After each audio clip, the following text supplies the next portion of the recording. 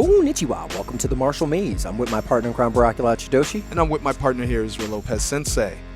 Brother, last episode we did it on the martial. Hold on, it's been a long time since I said that. No, right? Well, not really. You only said it a couple episodes ago. So I don't know. I'm not going to feel bad. Yeah, so we did, the last episode we did on the martial art of speech. And we're kind of going to revisit it because it's, again, controversial. In fact, I had to change some of the clip art because I think people dove into the political thing way too much and missed the whole martial art thing. And that I would say it was probably my fault, you know what I'm saying, and stuff like that. That's why we're kind of revisit it today because we had really good back and forth, really good discussions. But the main thing I feel like we should dive into is the around and find out. I'm like, that's what this episode should be. Really, it's the war of words revisited, but I really want to just call this around and find out.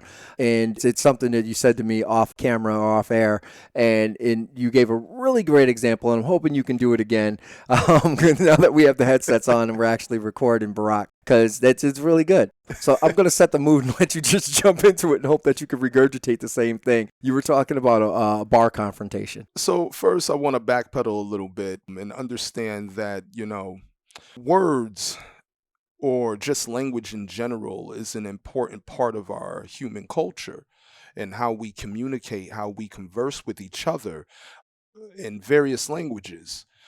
Your words have many,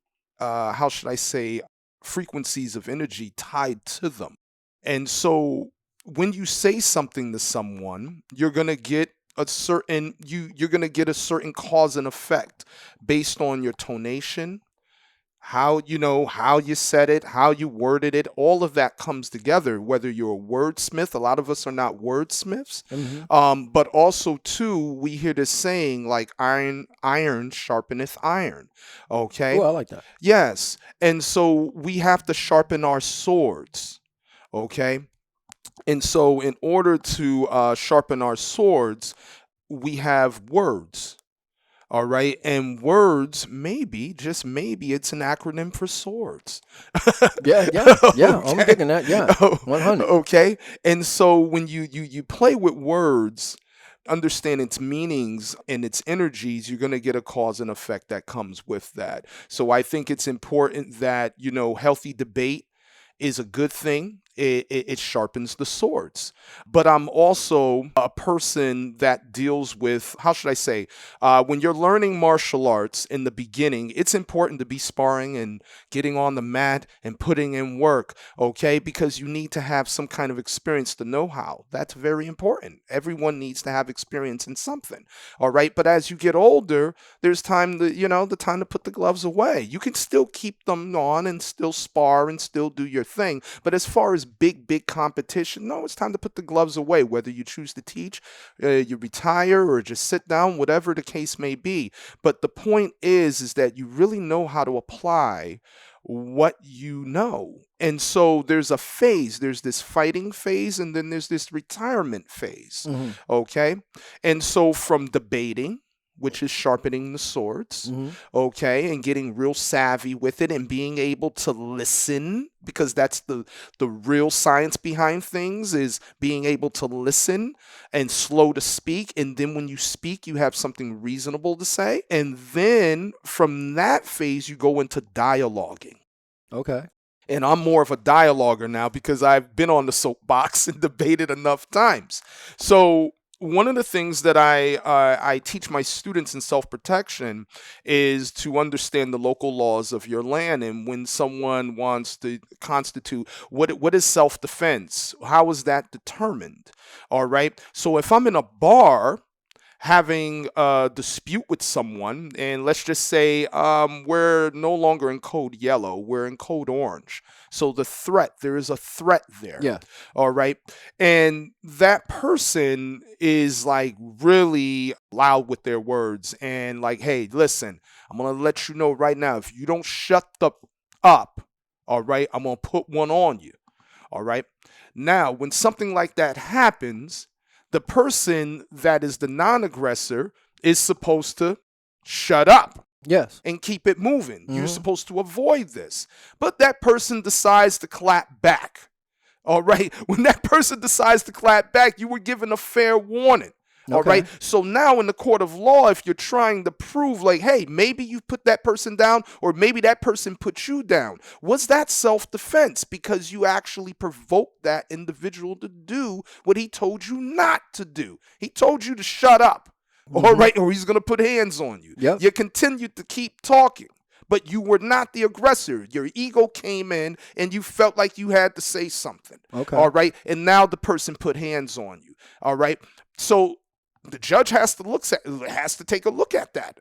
Is that considered to be self-defense? Now let's look at that in the way of words. That's actually a really good point. That's why I'm glad we're talking about it on air. You know, the issue with that is I feel like we get caught up on the law, right? We get caught up, we live by laws, right? It was something that the brother from Back Dojo Life had brought up when we were interviewing him, and I was having that palather with him. I was saying, well, when in the street, there are no rules. And he said, no, there's always rules. They're just laws. And you're choosing to break that rule or break that law, right? I don't equate the rules to laws. I separate rules from laws. But I feel like we get caught up in the law, right? I have a right. I have a freedom of speech. I have a constitutional right to say whatever the hell I want, right? But in reality, in order to keep myself safe, when you told me to shut up, right, I made a conscious choice. I can either engage or disengage. Correct. Right?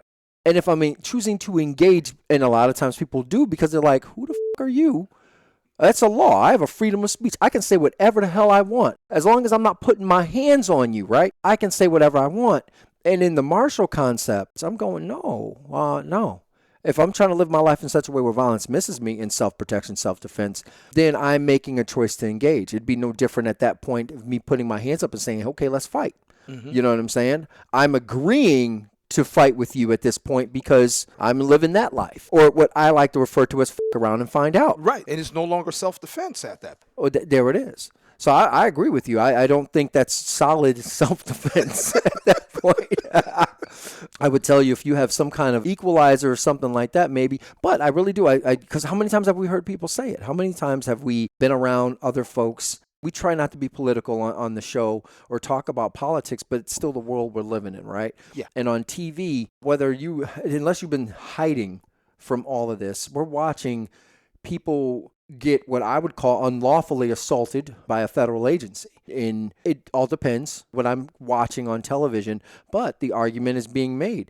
Look, if you don't resist, if you peacefully come along, these things wouldn't happen to you, right? Because you're living and around and find out. But you're hearing people in real time start screaming like, that's against the law. That's against the rules.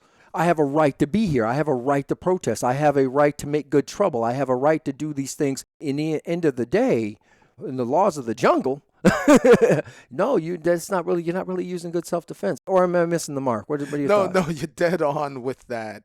You're absolutely dead on with that. The problem is that the goalpost is always being changed. And so sometimes, like, I like to make a distinction between rules. Rules is set rules for like a building or a sport or something like that, where it or your job.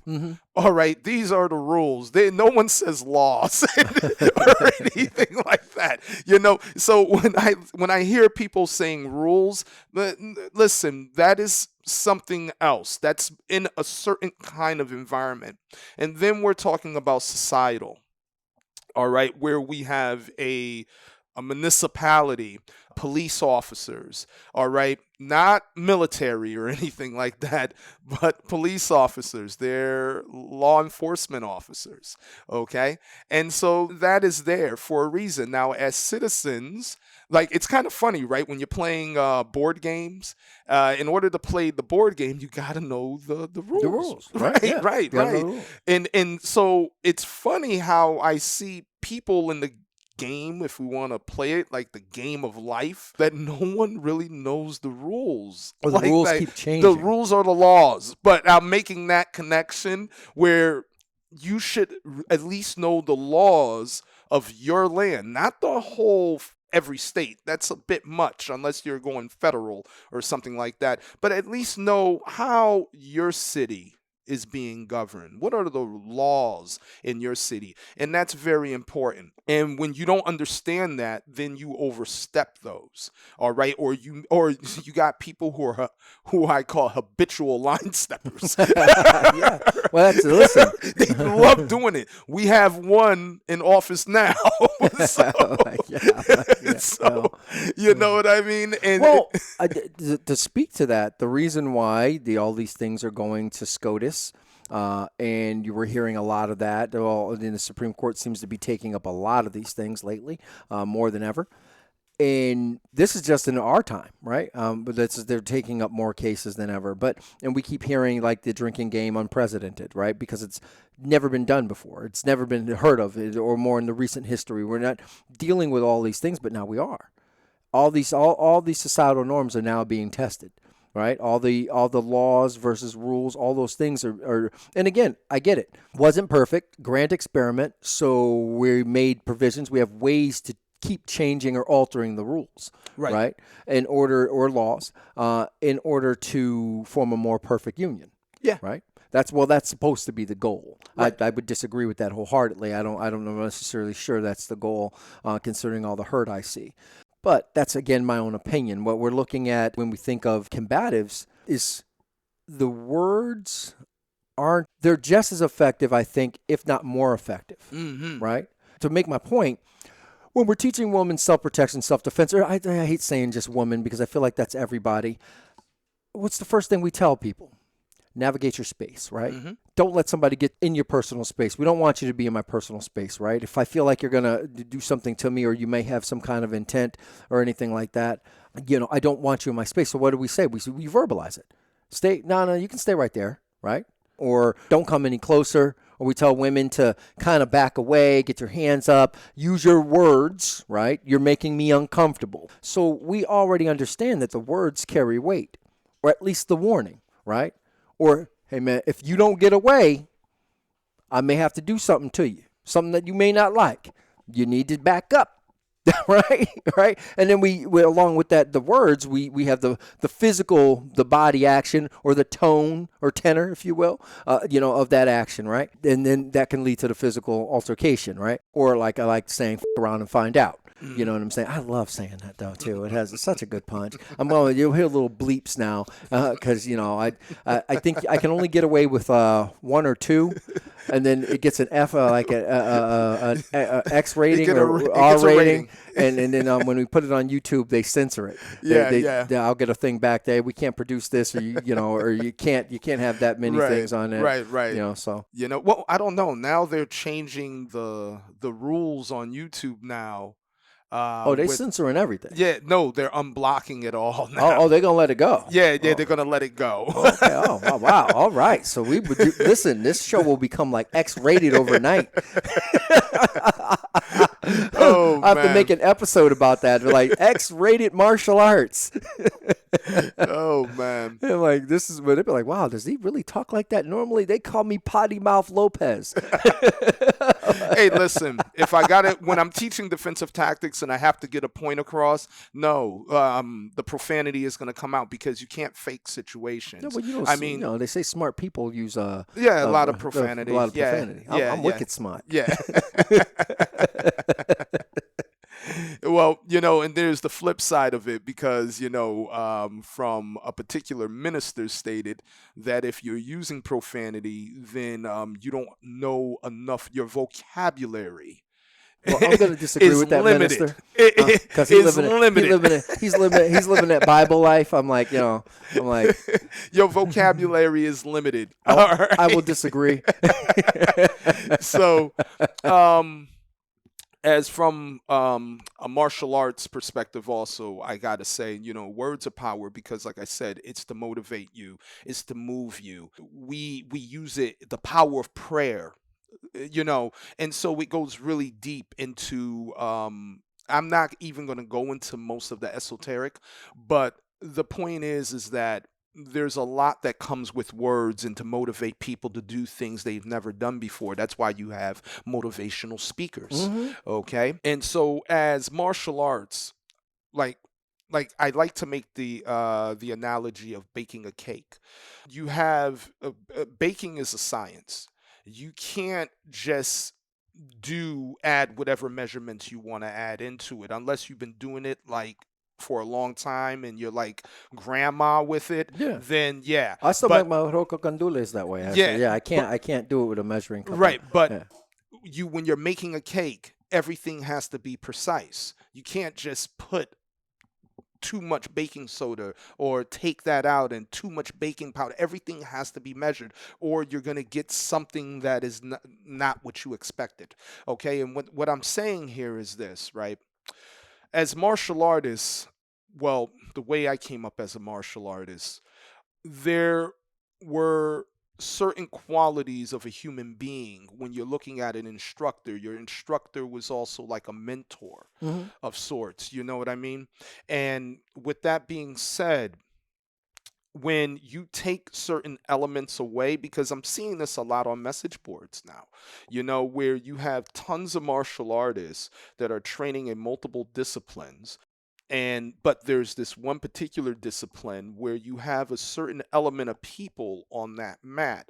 And so let's even take the politics out. Let's just talk about conduct Hmm. on how one should behave in a martial arts school. And how one behaves in a martial arts school doesn't stay in a martial arts school, because what I tell my students, it's not what happens in here, it's what you do out there. And a good portion of the time we allow a lot of the filth from out there. We're supposed to be a filter for that, an air purifier per se. No, I You love know, that you're bringing that up, but that's I think I see. I dig what you're saying, and code of conduct and all those things matter. But here's the reason why a lot of people are leaving those kind of schools in droves. There are certain places of study where they weren't taught that that was part of the tradition. So the tenets are there, right? The Bushido tenet, like all those things are there, right? The reason why I keep my gi clean, right, and I'm gonna wash my belt, is because it's unsanitary, right? Because it gets sweaty, it gets nasty. We were grappling on the mat, we were doing all these things, and the reason why I need my fingernails to be cut, and it's hygiene. I can't go. I shouldn't be at the dojo stinking. You know what I'm saying? Or smelling like yesterday's trash. I'm supposed to have deodorant on when I go train and work out, right? And get funky while I'm on the mat and then re-shower afterwards. Again, because these are things that I'm going to bring out to life. I'm going to build better character and stuff. Character development is a thing. Well, that's why that bow is so important. The covenant that I make with my training partner that day, that we're not going to kill each other, but we are going to be intense, but we're going to care about each other and how we move in this environment, right? All those things. Well, when you pull all of that out, what are you left with? You're just left with the combatives. And combatives doesn't care if you're a good person or a bad person. Doesn't need to, right? And why you see folks moving like a herd to those type of places to train, those kind of gyms, because those kind of gyms aren't doing background checks. Those kind of gyms don't care if you're a part of a militant group. You know what I'm saying? Those kind of places because they're about making that money, so they don't care. You know what I'm saying? And then of course they all get all shocked and get all weird when they have a kids program and find out, well, they've had people that were part of a terrorist organization training there, right? Or domestic terrorist organization, right? working with your kids. Yeah, working with your kids. Or you find out that the person was molested like 5 million different students at different gyms all over the place, right? Or this person, because they use steroids and performance-enhancing drugs, goes into rage and decides he's going to just trash half the student. And these things have actually happened. Yes. Right? This isn't like a figment of my imagination. These are things that have actually happened. And when you look at the places and those dojos where those things happen, what you find more times than not is the culture that helps develop good character and that would normally weed those people out, right, isn't there. Mm-hmm. Or in places that even in karate gyms that is there, it's there superficially, Mm-hmm. right?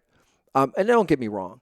If you trained back in the day, most of the really amazing martial artists were villains in real life. Their kids didn't talk to them, horrible dads, had alcoholic problems, constantly sleeping with students, all those things. Like you'd hear so many horror stories. Hell, interviewing a female martial artist who trained back in the day, right? They almost always talk about how they were groped or molested or some kind of crazy shit like that has happened to them. You know what I'm saying? And stuff like that. And it, it's you hell, man. They even got it even in some of the BJJ gyms where they forbid the women to train with the men for just that because they're so worried. Okay, well that's we don't want bad touching. We don't want these things happening. Right. And you think to yourself, well, instead of cultivating a very, and I know there's somebody somewhere listening right now going, oh, there they go, they're attacking. But I absolutely love Brazilian Jiu-Jitsu, and I shouldn't have to say that. If you know me, you already know that. Yeah, but we're talking all martial arts. Yeah, we're talking all martial arts. It just seems to be a really good example, and it's because it's a grappling art. And it's one that has more. It actually has more women that train Brazilian Jiu-Jitsu than most martial systems. You're in someone's personal space. And it is. You're grappling, right? And you are like, especially the whole Gilas thing, where you look, man, you are in. There was an influencer she's selling sex is what she's selling. You know what I'm saying? But she's doing it in the context of Brazilian Jiu-Jitsu. And so it's her, and she's basically she's taking a position to where she'd get good Jujigatami, but damn near face sits on the guy's face, and she's wearing the booty shorts, and like you can see where like the crack of her head, and she almost sits like a face plant on his face, and it's very inappropriate, and it does Brazilian Jiu-Jitsu a really huge disservice.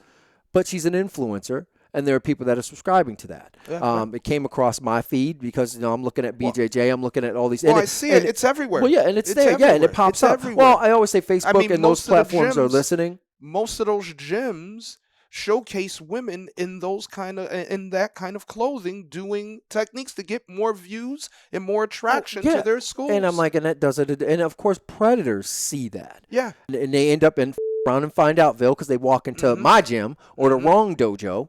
Right? You know what I'm saying? And to get that kind of insight, right? And end up getting it put to them pretty hard. You know what I'm saying? Right? Get tooled up right quick and sent on their merry. You know what I'm saying? And then we make sure we share who these folks are and their information, and stuff like that, so they're not at the next person's gym doing the same thing. But circling back, because you know me, I can be very long-winded.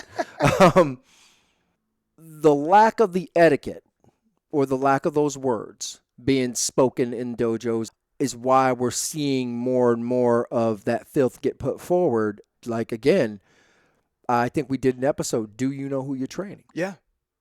Yes. Like I said, the ball has been dropped. We got to do better because, listen, let's just say this, right? What I want folks to understand is politics is not supposed to be necessarily a bad thing. It's about how to make society better, all right? And to have a real honest dialogue, all right? I don't care on all fronts because martial arts, it's a war strategy for all things. You don't want a dummy general, all right? You want someone who knows how to articulate strategies, all right? That's what this is. On everything from finances to being able to put food on your table, to even employment. There's strategies for this stuff, all right? And so pedaling back, politics, I like to make a connection from politics to a pole, all right? And a pole goes north and south, all right? This is politics, I look at it as a polarity. And so, therefore, it's all about magnetism and what you're attracted to and what you oppose, all right? Now, it doesn't necessarily mean that one side is better than the other. No, one side needs the other in order to coexist. Well, in a perfect world, but where I would push back on that is a lot of times people don't realize, and I continue to say this, and I'll continue to say it until the day I die on my soapbox, politics is personal. It's always personal because it's not just governance look, we all know that in order to make big change, you need small change, right? In order for things like in our more recent history, for the civil rights movement, all those things to really take a foothold, they had to all start local. So all politics is local. All politics goes back to the individual, to the family, to the individual, right? And the reason why gyms don't want to do that, right? They don't want that toxic, what they call it, the toxicity of politics in their dojo, is because me as the instructor, I still want to train the white supremacists and be okay about it, right? I still want to train the black militant, right, and be okay about it. I still want to train the child molester and be okay about it. Why? Because it's my money, it's my business, right? But when we start weeding those things out, right? Because again, if we're talking about building good character, good people, those people don't thrive. They leave. They find someplace else, right? Yeah. They find easier marks, if you will. Yeah, right? I just say go with your kind. Yeah, well, there it is. They want to be around their ilk, right? Right. And stuff like that. But we and the martial community, and I say this in the monolith because I hold us all accountable to this, right? We covet the God Almighty dollar, so we allow their ilk to come in. We allow their ilk to come train with us. We ignore every red flag, right? That the us and them or those people, and they come in and they start talking, they're using those talking points, right? That we've listened to and we've all heard. Where again, if we're talking about making good people, right? Then, or better people, then we want to be all inclusive, all understanding, this, that, and the third. But we because again, we're not infallible. We bring our own personal issues into the dojo, the things we'll tolerate and the things that we won't. Right. But, at the end of the day, like you said, man, listen, what is better people? Do we have, better in what? There you go. Now that's the thing.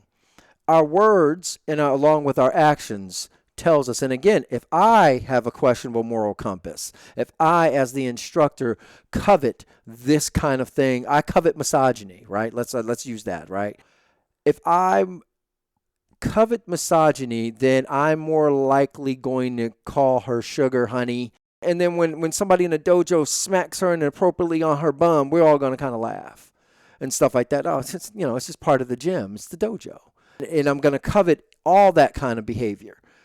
And anybody who walks into my place will find refuge there if they support that kind of thing, right? And the people that don't, well, we're going to make them feel like it's their fault, right? We're going to make them feel like there's something wrong with them and not us. Talk about drop the ice cream cone on its head.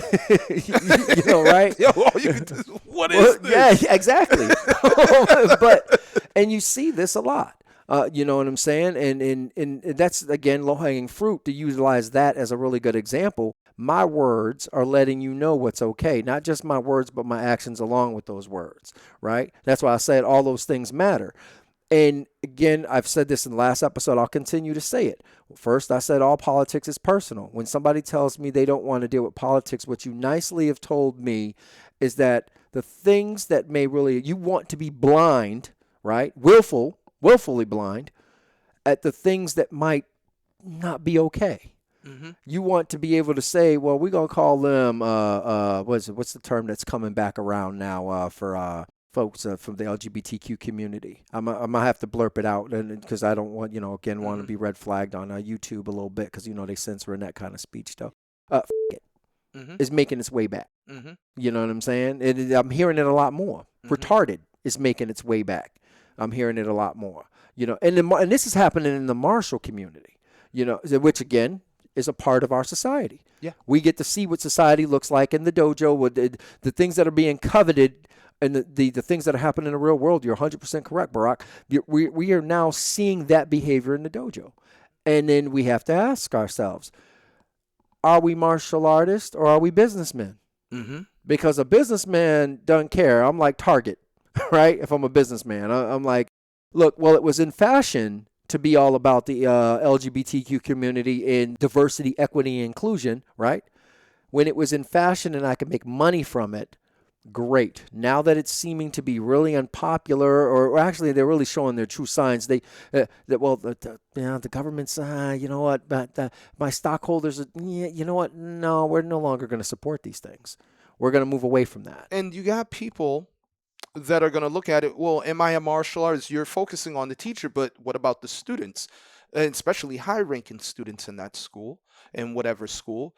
Are you going to question my martial artist? Absolutely, I am. I've been doing this for X amount of years. That has nothing to do with my philosophy and the way I think, because I'm here to work on an art, and I'm very good in that art. You can't take that away from me. You know what? It becomes problematic when you No, know. no, And no, this no, no, is no, no, no. So Haranzi Sensei brought this up last night when we were reflecting on our training and how we came up, and he said, when I was training under you, there was a bit of idolization. He idolized me, right? So he started trying to imitate. And imitation is the best form It's of flattery. Yes. Yeah. So he's imitating my behavior, and actually, you know what? I was talking about Ray and Ray Marquez. And I was saying, because I said to Ray, I said, man, you know, we when he's not around, we try. We really do. We try to keep up with his energy. But it's different. When he's around, I find something inside of me that makes me dig deeper. That's good. Yeah, right. Like no, I'm trying to push to where he's at. Like you know what I'm Jesus Christ saying? of the dojo. Yeah, you know, in a way, yes, right. And then I realized that because I come from an old school dojo, that's what we're supposed to do. When we can't find it in ourselves, we dig deep. Where we dig deep, we find inspiration. He is the inspiration. You know what I'm saying? He will be the reason. Okay, look, man. I know right now that I can only bang out 100 push-ups, but Ray's here. I guess I'm doing 200. You know what I'm saying? Like, you know, and even though my body's like, dude, you cannot do 200. Oh, shit, I guess we can. Right? You know, and so where that matters is, again, you got a high-ranking guy, and this is going back to Kyle. What Kyle was saying is I'm emulating you guys. I'm emulating Randy, and all these. So to your point, at the dojo, the culture of my dojo is still based on the head guy. Right? And what he accepts, right? If the head guy in your dojo is like all about Christ, I guarantee you everybody will say amen in that class at least once or twice, period.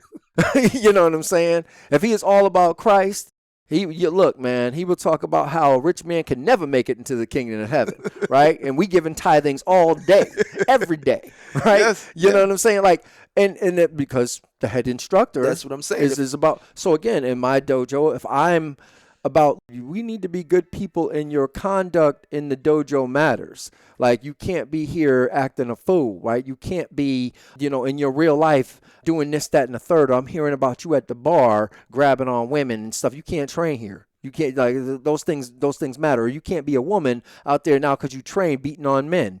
Like, you know what I'm saying? Like, you don't get a pass there, right? Even myself, like, I still have to remember that even when I'm out and about and I'm wilding out, you know, because again, you know, we go out and stuff, my wife and I, and we out with our friends, and I still have to remember, in the end of the day, her conduct and my conduct matter. So I feel like in the martial community, that's missing. It's starting to become a thing of the past. And you know, and with it becoming a thing of the past, much like, and again, I'm using Brazilian Jiu-Jitsu, it starts to lose its way. It begins to lose its roots, right? Because now you're hearing folks talk about Brazilian Jiu-Jitsu. Well, it's its own art. It's its own thing. It didn't come from Judo. It came from Japanese Jiu-Jitsu. And in some ways, it's a right analogy, right? Because it, you know, it was Kano Jitsu, but you know, and you got people that no, it came directly, but because that lineage isn't being taught anymore, or more importantly, the bowing when you come in, the conduct, all the things that link it back to.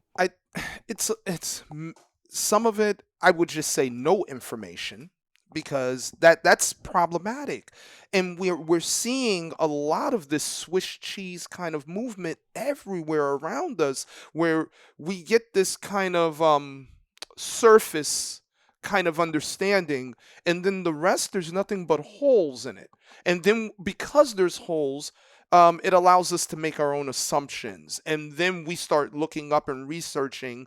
And majority of the time when we're researching, we're trying to find someone who has something in common with us, all right, to validate my ways of thinking. Mm-hmm. All right. And so this becomes incredibly problematic, where history is not properly being shared. Information is no longer properly being shared. We just want pieces of it, you know. Well, yeah, it's very fragmented. The things that we like, right? Yeah, and that's it. So it's like, I take the raisins out of that, you know, and I eat this, and we're picking at our food. Yes, literally picking at our food, and this here to me becomes once again, you're destroying a cake. You're taking ingredients No, out. no, I just made vegan cake. No. Yeah, I mean, like, yeah, you can do that. You can do that. But at least you said that in the beginning, and I know it's a vegan cake versus, hey, yeah, hey, have a slice of cake. And I taste it and I say, hey, this don't taste No, quite this is- right. yes. What? not cake. Well, I didn't put eggs in it. Yeah, it's vegan. Yeah, you know, and I'm like, why didn't you tell me that in the first place? So I knew what I was. I mean, I can at least make a choice if that's something I'm willing to try. And so, you know, so once again, you know, fair warning to folks out there. You know, Well, I mean, because a lot of times people, in the end of the day, they don't want to see the evil. They don't want to see themselves as a villain. I know I don't. Like I told you before, I came a long way. For the longest time, if you asked me about my past and the things I've done, I would tell you everything I did was justified, right? And it was in my head at that point in time in my life. Those things were very justified. Look, you were running your mouth, and I live in a fuck around and find out kind of world. You were popping off, and you popped off to the wrong guy that day, and yeah, you know, you went to the hospital over it, right? And I was fortunate enough not to end up in jail. With that being said, when I was starting to get to a place of reflection, and that's what happens to most of us, right? Most of us when we've done that kind of thing. Again, it's I would say you never ask a person how they got really good at something, you know. And it actually came from a movie, Clerks. And anybody who's ever seen Clerks, they'll understand the reference and what I'm saying right now, because I ain't going to get into what they were actually talking about in the movie Clerks. But if you know the reference I'm about to make, you get it, because you can't handle the answer. Mm-hmm. You know what I'm saying? You're not going to be able to handle that answer. And a lot of times, and I told you, most of the best martial artists that I've ever known, or even when they're talked about, a lot of people talk about them with reverency, but when you talk to their family members and this, that, and the third, they're villains. They did a lot of bad things. That's how they got that good. The reason why I know a beer bottle doesn't break like it does in a movie, like I have the life experience that brought me to that place. There's also the flip side of the coin on that. I know plenty of people who are very experienced in it, but did not live that kind of life, but was surrounded by that life. By that kind of life, yes. And I have some who just, no, I wasn't surrounded by it, but I did compete. I did do things that gave me that experience, or I've worked in certain jobs that acquired me to put that kind of knowledge. Yeah, that kind of knowledge. Yes. Where that knowledge starts to come out. You know what I mean? So there's, you know, like I said, there's a crossroads when it comes to that kind of information. Yeah, but so I don't like to look at everyone that is a martial art, the good ones as villains. No, but I'm making the point is, Scott, it's who I don't you're want to. surrounded by. But I don't want to lose the point. And the point I was making is, as I reflected, I began to realize I was a villain. I begin to realize, and that's why I said people aren't honest with themselves. Yes, you know what I'm saying. Okay, that's where I was going with this. And so like that. I know, again, long-winded. But that's where I was going with it. The people like to lie to themselves. You understand what I'm saying? Gotcha. And as a martial artist, we're supposed to adapt, evolve, and get better, because the goal is to be better people. That's what I mean. Circling way back to when we as martial arts teachers, not martial artists, so folks that train martial arts, right? They can kind of, it's a little gray area. They can get away with it. They can get away with not being the best person, right? They can fall off the horse. But when we take on the mantle of senseis, teachers, or folks, one who's come before, and we go to pass on the knowledge, we have to understand we're not perfect, but we still live in we want to say, do as I say, not as I do, but most people learn by as you do. Yes. You understand what I'm saying? Yes. And then we have to have the real conversations with ourselves. You can't on Facebook, look, you can't be in the dojo on Monday talking about we're good, we need to do this, honor, respect, and then start typing dishonorable shit on your YouTube or Facebook thing, right? Yes. You know what I'm saying? Like, Yes. You want to have it both ways, then don't claim to be something that you're not. No, and this is where that's why I talk about polarities, because it goes both ways. It's not supposed to be one way.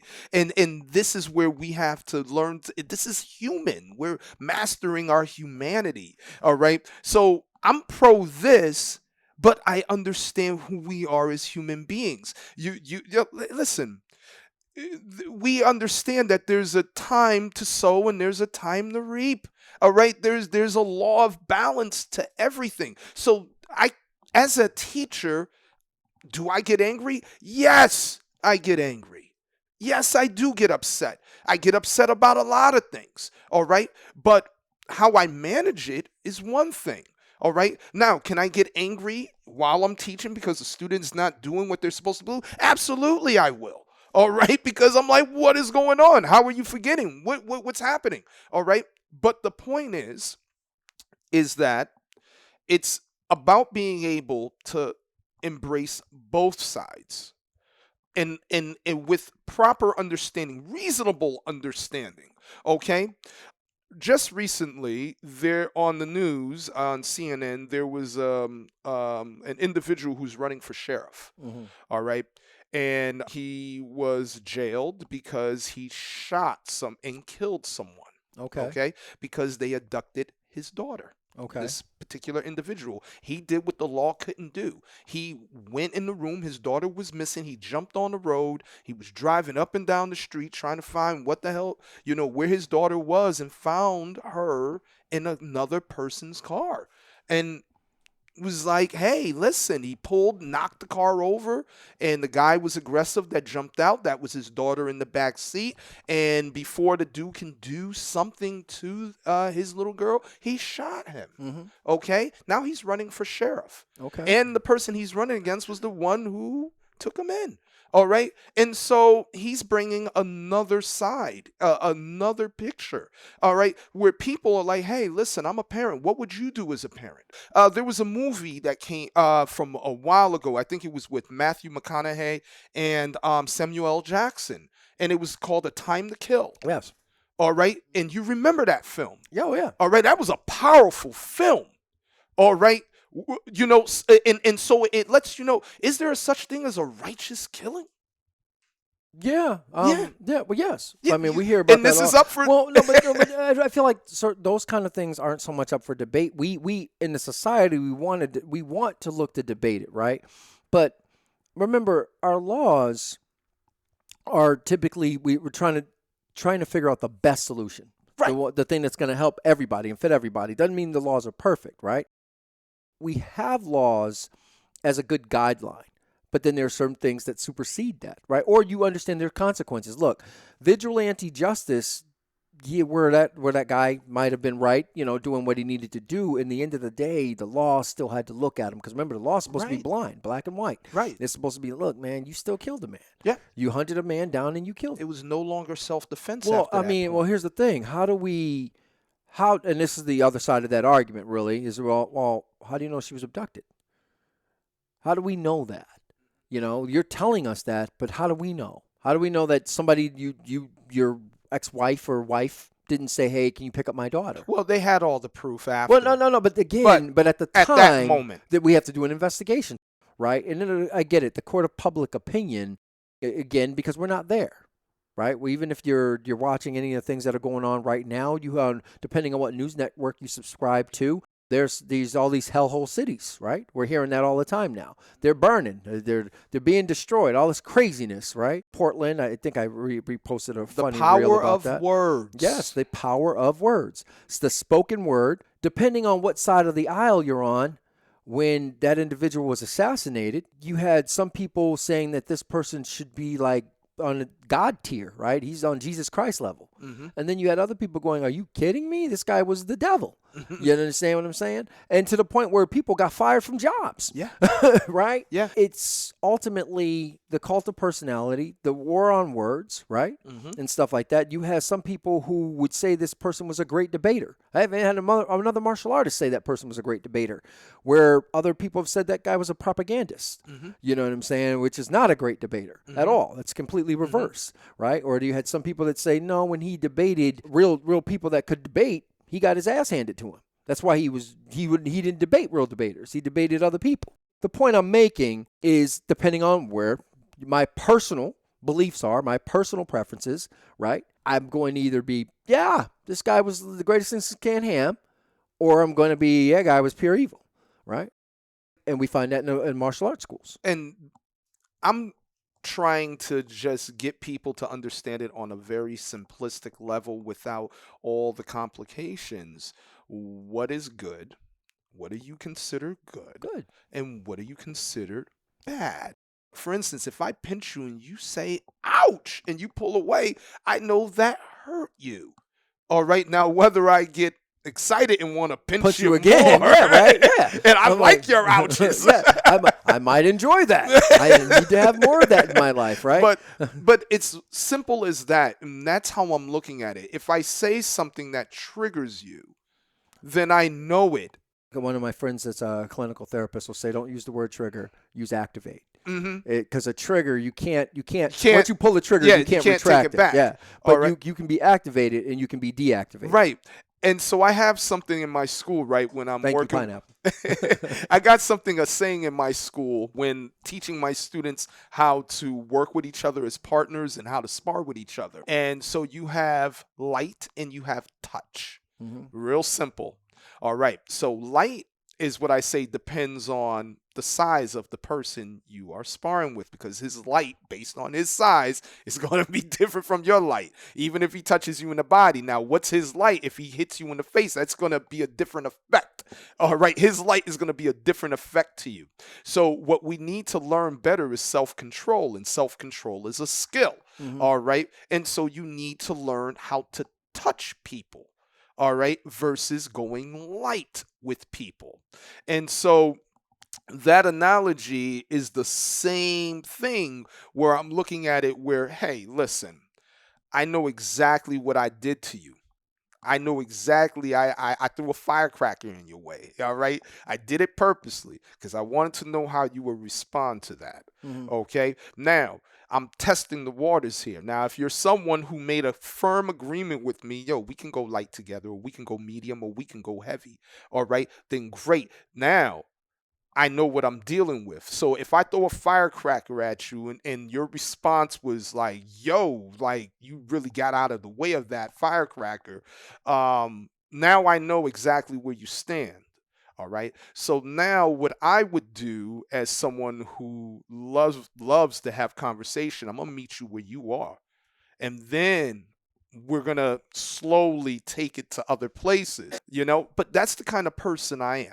Now, I don't expect anyone to be on that kind of level, but what I'm saying is sympathy or being sympathetic to someone is dead, right? And so when someone does something that harms someone in general, emotionally, all right, mentally, whatever it is, whatever mental dagger you threw at that individual, did you enjoy what you did to that person's psyche?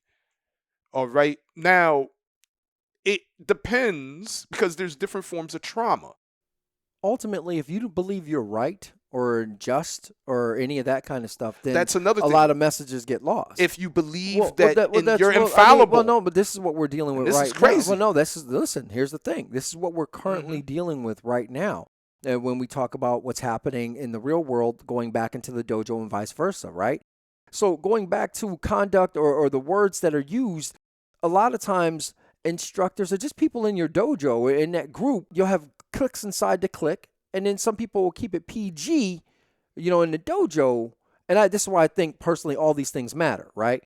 You're what I call the cost of doing business. I don't like black people, you know what I'm saying? But I understand the cost of doing business means I have to train with you. In fact, because of you guys are all always fighting wars and always killing each other in the street, I feel like you're going to be better to train with because I'll get to see what you really like, right? And I'll get to get that good insight and get that good training in, right? And I've actually heard people recite this kind of crazy shit. And the instructor has to somewhere in the back of the head know that that's what that person's about. But again, he's paying $300 a month.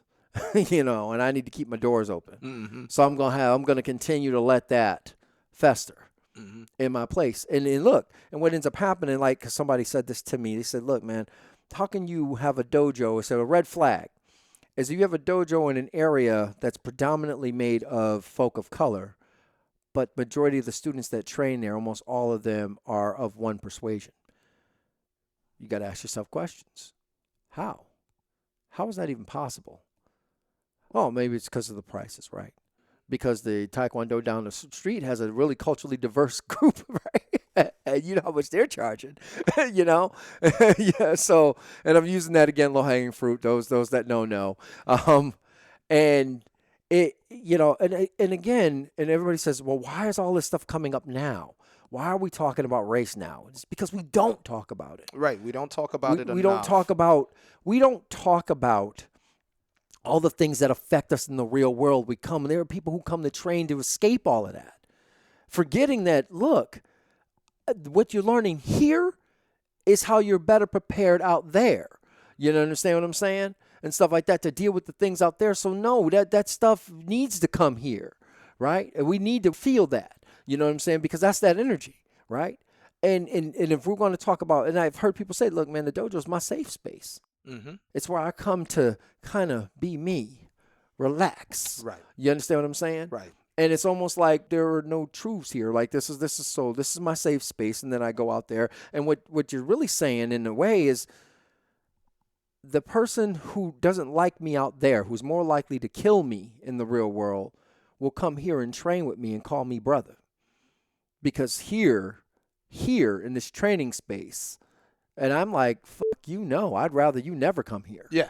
You understand what I'm saying? Yeah. Or let me leave. Right. I won't train here. Right. You know what I'm Right. saying? I'm going to walk away from it. And I'm not afraid to say, well, when somebody says, how come you don't train here anymore? And I'll flat out say, look, they got too many of that kind of people there, and that was making me, that was activating me way too much. And this is the reason why we have a lot of problems when it comes to violence here in America, because we don't take this kind of extra care to know who we are working with. Listen, now, I mean, like, to get a firearm, okay, we got to do background checks.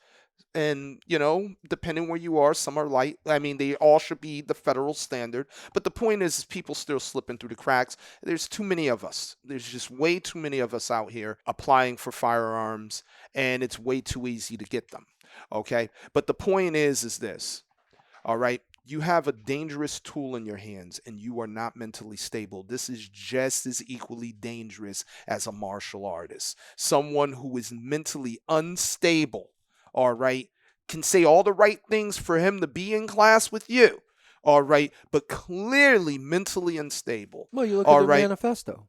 You look at what they were doing when those folks get investigated, when they finally commit the actual crimes and they kill folk. When they look at that, there were signs the whole time. There were things that told you who that person was the whole time. And I say there are people who willfully ignore all the warning signs. Yep.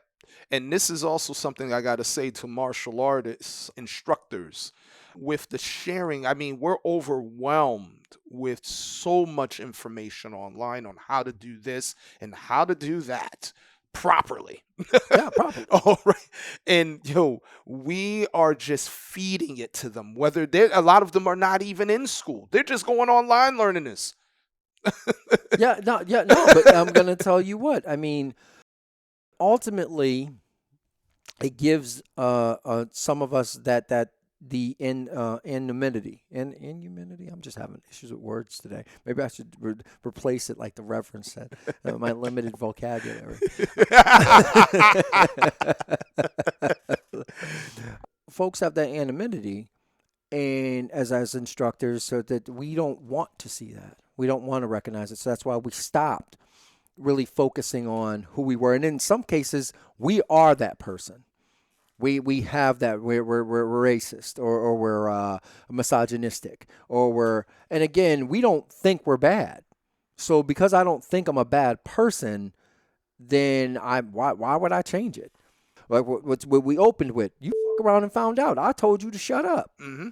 You chose to keep running your mouth, right? So now I hit you in it, right? You know what I'm saying? Like, now you have no teeth, like, so. Hey, words had that consequence, right? Yes. Your words got you into some shit. Even though I just committed a crime by doing that thing to you, right? Ultimately, I still don't think I did something bad. I don't think when I punched you in the mouth for running your mouth, after me telling, how many times have you heard somebody say that? I told him to shut up. I told him. I warned him, right? Or, hey, man, you better back away. You better back away from me. Better back away. How many times did I had to tell him that? And then I had to plug him 3 times. You know what I'm saying? Like, he was warned, right? He did it to himself. And the whole time I'm justifying and I'm rationalizing bad behavior. Because I could have just as easily, instead of telling you to shut up, I could have just turned and left. No, All right, there's levels to it. Let's just say that. There's levels to it. All right, there's levels to aggression. All He right. said there are levels. Yeah. That's why I put the color codes to my students. I'll be like, you got code white, code yellow, code orange, code red. All right. No, there's levels to escalation. All right. And then know how to manage each level of escalation. If one fails, one falls in place. Next fails, there's another safety net. We don't want all of them to break. Well, no, but if they do all break, because that's sometimes you ain't got time. But I was about to say, sometimes I don't. like you I can't didn't even get a word in. No, you can't rationalize irrational behavior, and I think that sometimes gets lost. Right? No, think about it. If my intent was to come in and just attack anybody, then there was no. There was a look, man. Well, how did Samuel L. Jackson say that in that movie? He's my name's something Bennett, and you ain't talking your way out of this shit. You know, like when he was talking about was it Pulp Fiction and stuff like that. Oh man, nah, I can't think of the quote. I don't remember. But he was basically telling the dude, y'all gooses is cooked. Now we about to kill you. And like y'all, there's nothing you can say here that's gonna get you out of this. You getting killed today. You know what I'm saying? And ultimately, there are a lot of scenarios that I personally believe it, where it didn't matter what you were doing. Didn't matter what you say, didn't matter what you did. This was still going to be the outcome. It was going to be an altercation. This is the stuff that psychologists look at. This is like food for psychologists. You know, just understanding how the psyche works. When you have someone that he or she, because as humans, we need to know. There has to be an answer to this. Mm-hmm. And it's going to kill me if I don't get an answer. Why? Like, even when they capture these individuals who tried assassination attempts, why? Whether they killed themselves and they found a manifesto, or they're still alive and they got them, and you're like, can you just give us an answer? Every now and then you get an answer. But they do, and the manifesto was there. Like, a lot of times, again, we keep failing that process. The guy who threw the cocktail in the governor's mansion. All right, he actually said, no, listen, I'm turning myself in, and I'm going to tell you the reason why I did everything that I did. That's a rare one. Going to what you were saying about why would somebody do this? Why would somebody, well, in that person's mind, all those things made sense. All those things drove that person to do what we call evil, right? Because in that person's head, that wasn't evil. That was justice. Right. But the thing is that we don't get enough of that information to make that consensus. And so we're left pondering. They went to the grave with it. Yeah. And that's where it just leaves this big hole. And we're just trying to figure it out. I would tell you right now, like, I really think you're right. And that's actually should be the theme of this. And besides saying around and find out, it should be what's good. What's good? What's good? Like, I really feel like, I mean, we finally found our way here, but what's good? When we talk about being a good person, what is that? What are we calling a good person? Yeah. In the martial arts, what is being a good teacher? What is being a good student, right? What does that really mean? Does it mean that you follow directions really well, that you represent, you come to the dojo, you clean it up? Like, what does that mean to be a good student? What does that mean to be a good teacher? What does that mean to be just a good martial artist? Yeah. Right? And then you got... They're all separate. Well, yeah. Well, I mean, but we can be doing all those things. But again, it goes back to the one important thing. What is it to be good? Yeah, you got... Right, and you got to have something to say, so it goes back to words again. I'm thinking about like that show, The Good Place, where I've been plugging a lot of movies and shows today. I got to catch up on TV. But yeah, it's so like, I mean, it's one thing like that show, The Good Place. What do we owe each other, right? By Emmanuel Kant. I think that's what he says, Cheaty, in that show. But again, it's you know.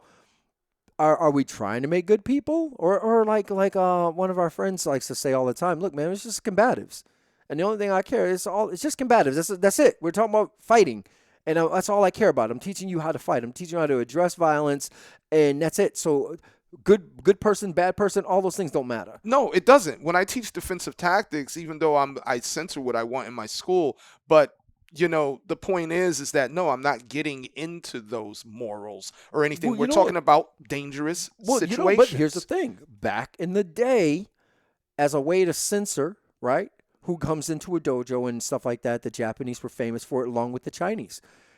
they would only teach you so much. Yeah. They would leave holes because we didn't know your character. We didn't know the kind of person you were going to be. And then over time, we start filling in those blanks. But up until that point, they gave you holes.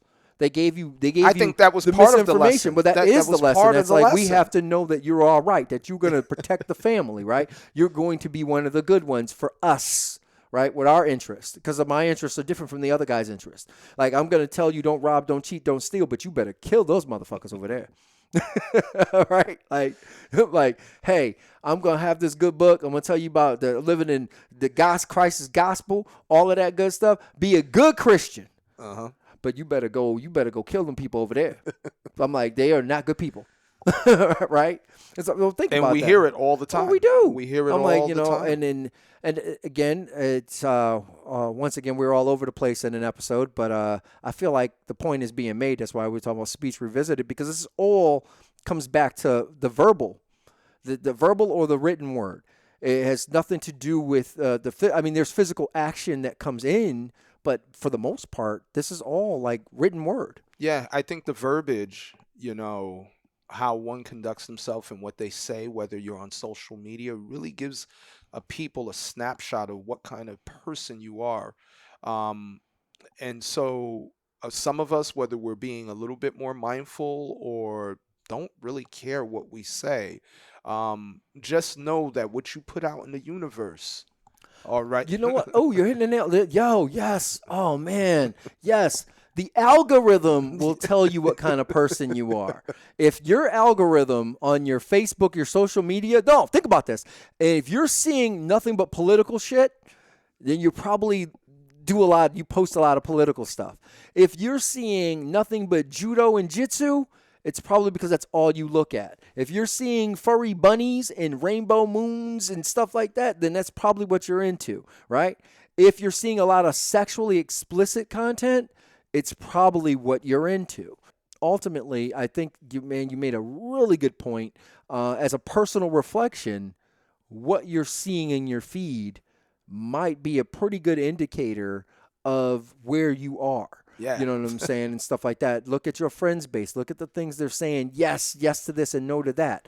A friend of mine made a really good example of that when he was talking about what's happening with folks that we're calling illegal and stuff like that. And he says, look, man, if you're one of those people that you like, you're really all into, hey, kick them all out the country, and all that other good stuff, there's a pretty good chance you're going to see this kind of feed and stuff. And it's true. You'll start seeing that kind of feed. You'll start seeing all of these, and you'll actually regurgitate those kind of talking points, right? Because that's what you're seeing. That's what's being fed to you. And if you're about the other side of that, you're probably more likely not going to see that they're not just taking this. You're going to see the U.S. citizen side of things, because I didn't know that. I only found that out recently. They said over 200 born here, homegrown U.S. citizens have been taken into custody. Now they get let go, but the trauma's already there. I don't understand why people don't get that part. But then you got some people that are like, hey, man, you got to break some eggs before you make an omelet. Yeah, yep. There you go. You said it right. Great close. Great close. All right, ladies and gentlemen, we are at time. Once again, I'm with my partner in crime, Barak, Yalad, Shidoshi. And I'm with my partner here, Israel Lopez, Sensei. And this episode was the martial art of words revisited. And if you like the content, you like what we do, you might want to check us out. Our email has changed, ladies and gentlemen. It's now the Marshall Mays Official. Oh, marshallmaysofficial@gmail.com. Yes, www.marshallmaysofficial@gmail.com. You can send us emails about things that you want to hear about. You can critique. We might even repost it. I'm all about that. We might repost it. I might regurgitate it, especially if it's a really good argument. If you want to send us something that's recorded, we'll be more than happy to have it. We'll replay it on the show, and that way, we're getting our fans into it a little bit. And again, we don't pretend to know everything. We make sure we have an expert on in that particular field or topic. So, with that being said, you've been listening to The Marshall Mays.